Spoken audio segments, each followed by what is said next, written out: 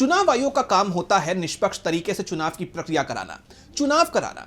आयोग से उम्मीद होती है कि वो चुनाव में निष्पक्ष रहेगा और जो भी लोग चुनाव आयोग की सेवाएं लेंगे वो भी निष्पक्ष रहेंगे। लेकिन अगर चुनाव आयोग से जुड़े लोग ही राजनीतिक दलों का प्रचार करने लगे तो सवाल तो खड़े होंगे ही।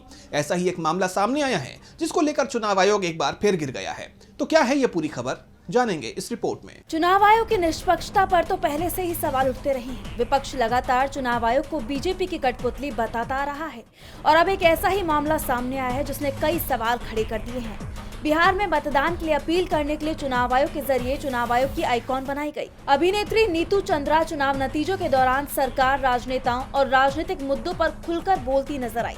नीतू चंद्रा एक तरफ डबल इंजन सरकार यानी केंद्र और बिहार में एनडीए सरकार की मजबूती, प्रधानमंत्री मोदी, गृह मंत्री अमित शाह, मुख्यमंत्री नीतीश कुमार की तारीफ करती दिखाई दी, तो दूसरी तरफ जंगल राज के दौर की भी बात कर महागठबंधन पर निशाना साधती रही थी।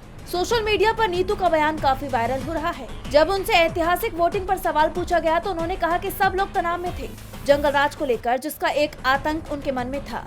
इसके अलावा जब नीतू चंद्रा से नीतीश कुमार और बिहार के वोटरों के बीच की केमिस्ट्री पर सवाल किया गया तो उन्होंने कहा 3 लोग चुनाव में साथ आए, पीएम नरेंद्र मोदी का नेतृत्व, अमित शाह की गरिमा, ईमानदारी और बिहार में 36 टूर करना। नीतीश की लोकप्रियता, उदारता और महिलाओं के साथ खड़े रहने के कारण लोग, खास तौर पर महिलाएं, उनके पीछे खड़ी हुई। औरतों ने बहुत हिंसा देखी है पहले। नीतीश ने धीरे धीरे महिलाओं का दिल जीत लिया।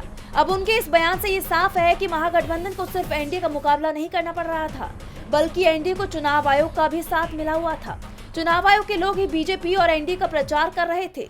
चुनाव आयोग के आइकॉन का काम होता है ज्यादा से ज्यादा लोग मतदान में हिस्सा ले, उसके लिए लोगों से अपील करना, न कि किसी पार्टी का प्रचार करना। लेकिन यहाँ तो चुनाव आयोग से जुड़े लोग बीजेपी का समर्थन करते हुए दिखाई दे रहे थे।